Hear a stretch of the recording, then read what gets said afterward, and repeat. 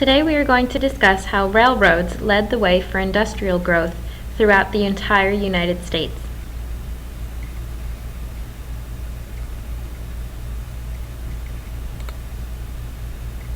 We've already been introduced to the Transcontinental Railroad, so first off, I'd like to review.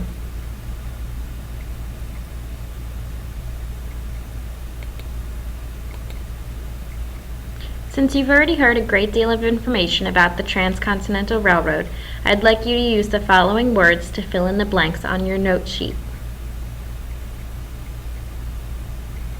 Go ahead and push pause while you complete this activity, and then push play when you're ready to continue.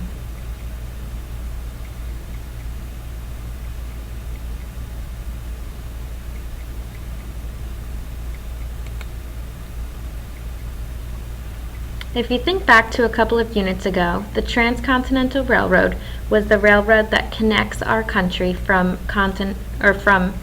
ocean to ocean. So it connects the continent from the Atlantic Ocean to the Pacific Ocean. First thing you should have is that the Union Pacific began building west from Omaha, Nebraska, while the other company, the Central Pacific, built east from Sacramento, California. If you remember, Charlie Brown had taught us about two different groups of immigrant workers who were credited with working on the railroad. Immigrant workers from China and Ireland were given credit for completing the railroad. The track was complete with a golden spike at Promontory Point, Utah, and the railroad connected Americans from coast to coast. Good job if you were able to get each of those missing pieces to the puzzle.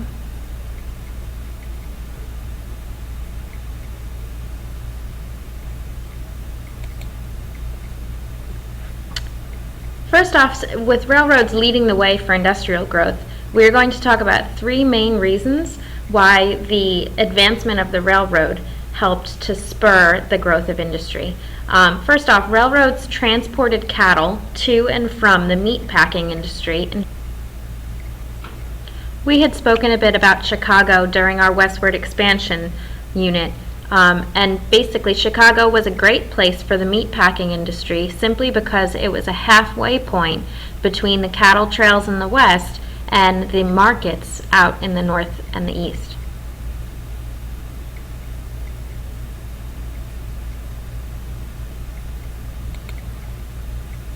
So if you take a look at this map here, we remember some of the most valuable cattle comes from southern Texas, and that was the Texas Longhorns. So the cattle drives were when the cowboys would herd the cattle, sometimes 1,000 miles or more, to go and meet the railroad up north. So the railroad would then transport the cattle towards the markets in the east. However, the cattle would stop halfway, and it would be sent to the meatpacking industry in Chicago, where it would be turned more into products and things that you would buy at the grocery store, so hamburger patties and steaks. And those would then again be put on the railroad to be sold to the markets in the north and the east, where most of the country's population was still living at the time.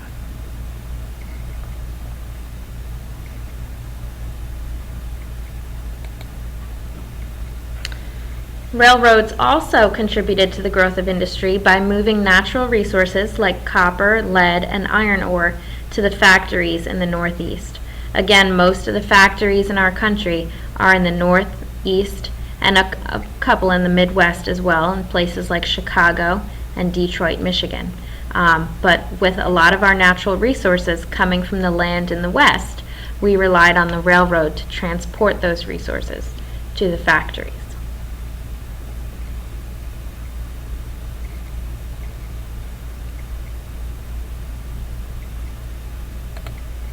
The third way that railroads helped industry grow is that it delivered manufactured goods, which are finished products. So the products that are created in the factories in the Northeast would then be put on railroads and delivered to be sold all over the nation. So we have now the railroad has turned around and is going from the Northeast to all different parts of the nation to deliver those finished products that can be sold in markets around the country.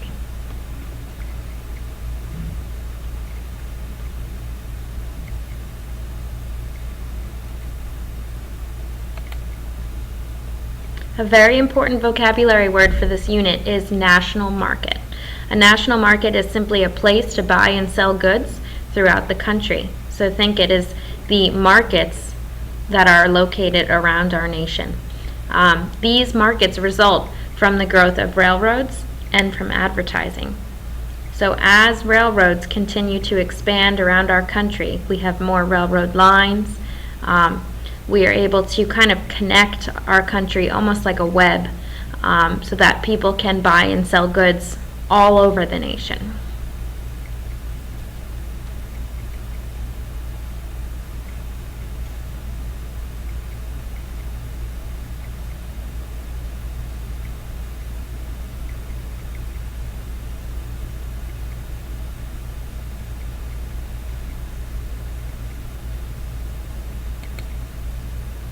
So for example, this graphic here pretty much displays the whole idea of a national market, and how our railroads connect all the different parts of industry. So we have up here are the factories in the Northeast and the Midwest, and they're producing most of the products that Americans were using at the time.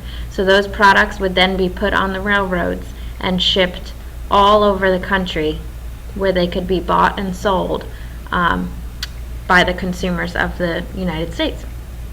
So it makes a market all across our nation.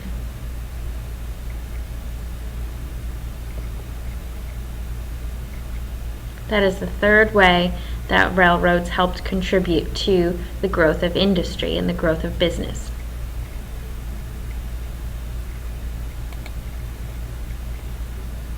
This man here should be familiar to you. So we had spoken about the industrial leaders just a week ago, and Cornelius Vanderbilt is the one who controlled the shipping or the railroad industry.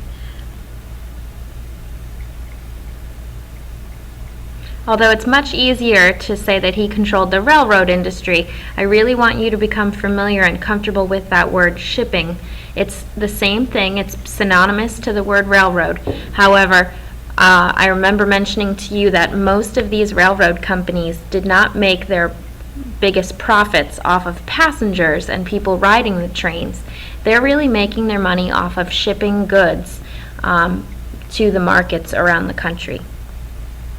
So he really made his success off of shipping things on the railroad. So Vanderbilt actually, the way he becomes so successful in the railroad industry is that he uses his profits, all the extra money that he ends up making, and he buys out all of his competition. So other smaller railroad companies in the same geographical area, when he would see them struggling or possibly going bankrupt, Vanderbilt would come in with his extra money and he would take over and buy out the company. Once he controlled many different small companies, he decided to consolidate or combine those many companies to form one very large, successful company. And that's what gave him a monopoly.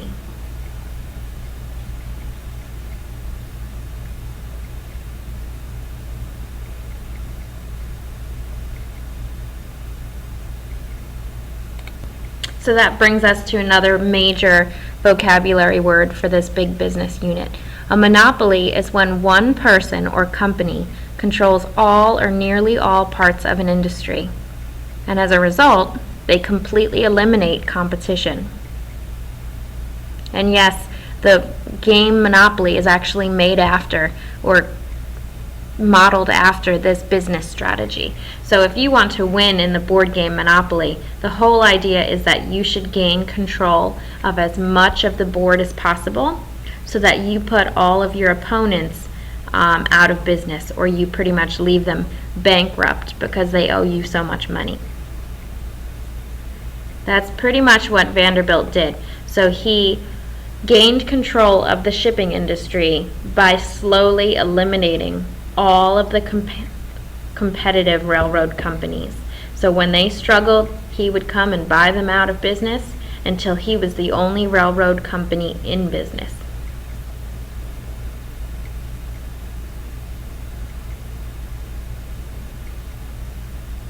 It's a great thing for him, it's a great thing for the business leader to actually have formed a monopoly because it makes them very successful. But it often hurts the customers, and we're going to talk about more details with that over the next coming days. One example I can give you right now is here's Vanderbilt here in this political cartoon, and you could see he's kind of got these trains are almost like his puppets. He's controlling the trains. And if you look at the sign on the bottom left, I know it's very small, it says, "All freight seeking the seaboard must pass here and pay any tolls that we demand."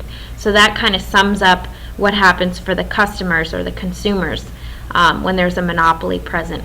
So all of those railroad customers would have to pay whatever tolls Vanderbilt demands, and that's because they have no choice but to use his railroad. Without any competition or any other railroad companies besides Vanderbilt's, he can charge whatever prices he wants. So it's really great for him, but it often hurts the consumer. So those are just a couple of ways how railroad led the way for industrial growth during the late 1800s.